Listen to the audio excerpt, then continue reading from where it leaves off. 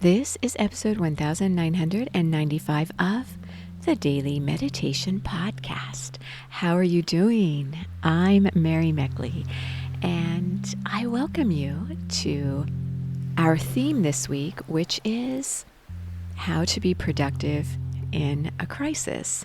Although being productive is not about getting so much done in this series, we're exploring how to do less, how to take care of yourself more, how to reflect more, because we are all in transition as we adapt to a new world of living life in a pandemic. It's become a new normal. And so I've encouraged you as a challenge for this week's series. I offer a challenge in each week's series, and the challenge for you this week is to keep a productivity journal. This is a journal where you are processing your emotions as a way to be more productive. A lot is going on, a lot is happening. So each day, I'm encouraging you at the end of the day to reflect on what caused you fear and anxiety. Of course, we know that the coronavirus is causing these kinds of emotions in all of us. But what about this coronavirus has you most fearful? And acknowledge your emotions. Honor yourself during this time. And the next question is for you to write down in your productivity journal, what gives you hope? Because this is not going to last forever. So what was something throughout the day that uplifted you? How were you able to pull yourself away from spiraling into a sense of helplessness and fear, and to feel more grounded instead? This can be a really important way to live your life right now with this kind of reflection. So I hope you will continue with this journal even after this series ends. In today's episode, I'm going to share with you a meditation technique you can do to be open to life's flow.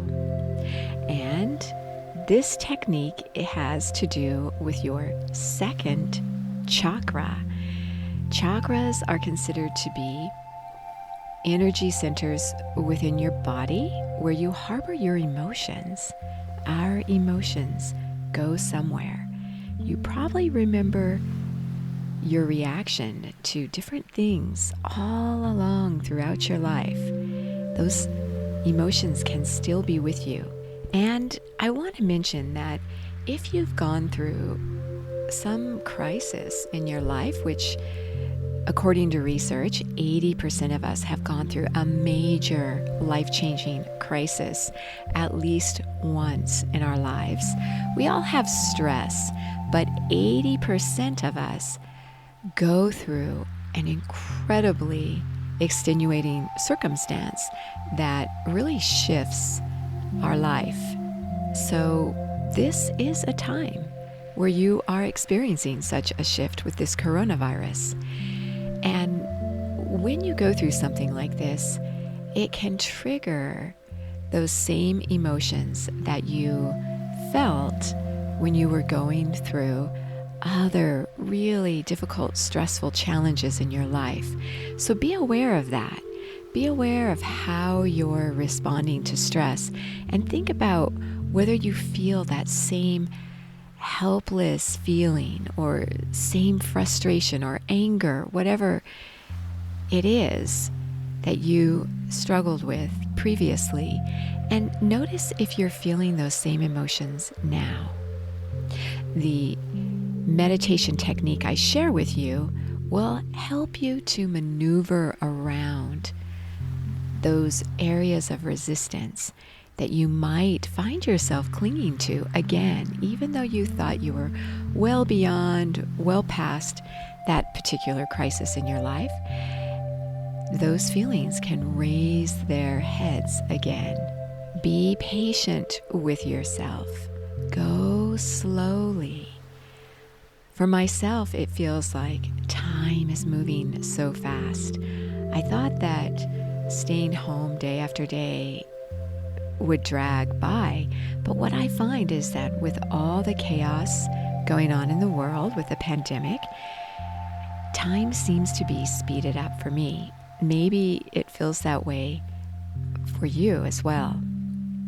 Just go easy and know that your meditation ritual and your journal can be some of the most powerful productivity tools you have.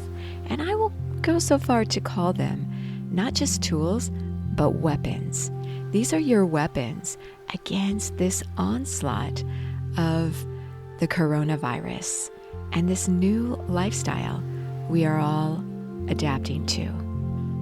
I want you to keep in mind something you already know if you are here listening to this podcast, and that is that meditation is the new reality, morning and evening. So just do it. It's going to be the most productive thing you can do all day. And I just shared that quote from one of my own meditation teachers, Parvati Hansen, who at ananda.org gave a really great 15-minute talk about adapting to our new normal.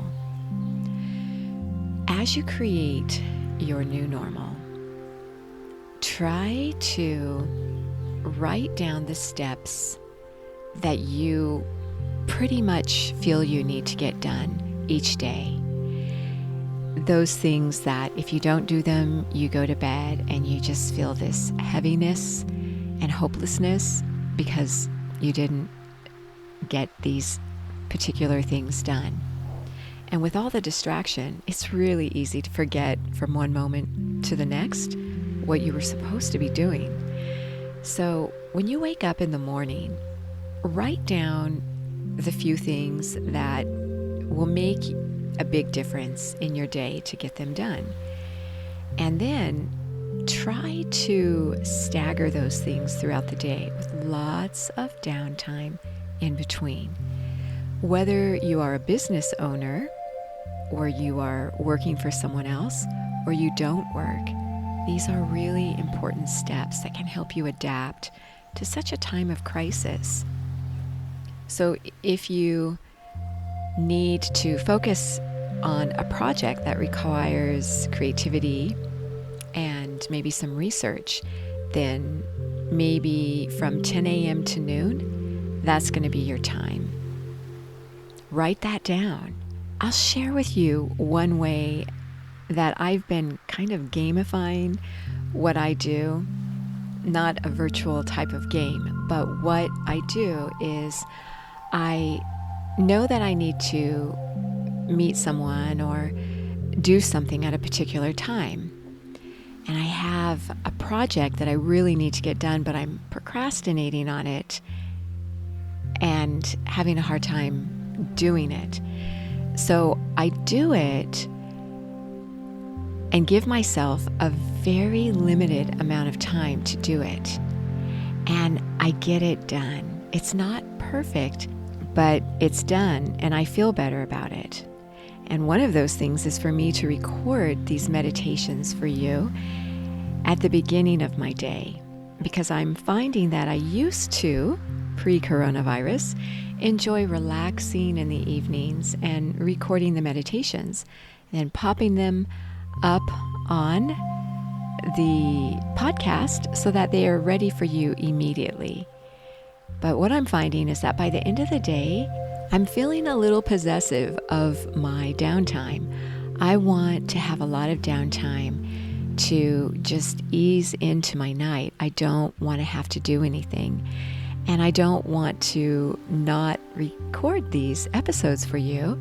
So I'm recording this episode for you right before I am supposed to make a meal for somebody who is in quarantine.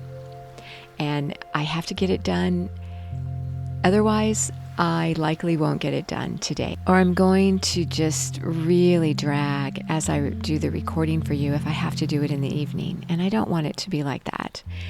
So this is a way that I've found myself to still be able to get some of those things done that we all need to get done, especially work. And that way you can have the evenings to yourself or to your family, or maybe for you. And I know this is how it was for me when my children were much younger. Even before the coronavirus, I really found it hard to get things done during the day because I do work at home, and there was just so much going on with my children. So in the evenings, that is when I got a lot done. For me, it was at 10 o'clock at night to about midnight or 1. And that's when I got a lot done. And that was just that season in my life. Know too that this is a season in your life. It's not going to be like this forever. You're going to learn a lot about yourself. You're going to raise your consciousness. So take care of yourself. That's your biggest productivity step for today. Now, the technique I would love to share with you now to take into your meditation is for you to focus at your second chakra, which is right at your reproductive organs. This is where your creativity and your birthing of something new in your life is harbored. The color is vibrant orange. You could imagine vibrant orange surrounding you, or maybe have the color orange near you, or wear the color orange to feel open to life's flow. The element of the second chakra is water. And as you meditate today, visualize yourself going with life's flow, opening up to what's happening now in your life. Accept the reality of today right away. Accept it with your full energy, knowing that it's going to require meditation and thought and reflection and creativity to navigate your new normal. So settle yourself down as you close your eyes, keeping them slightly uplifted to keep your thoughts uplifted. Visualizing yourself flowing down a river. Boulders and massive trees that have fallen in the path of the river are obstacles you maneuver around. And you still flow. You still live your life despite these obstacles.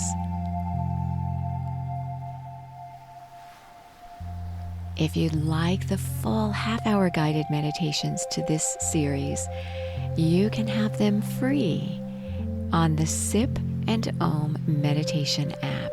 You get a journal and a slow down guide with each week's series. You receive full access to the Sip and Om meditation app for 2 weeks free. You are so worth slowing down for.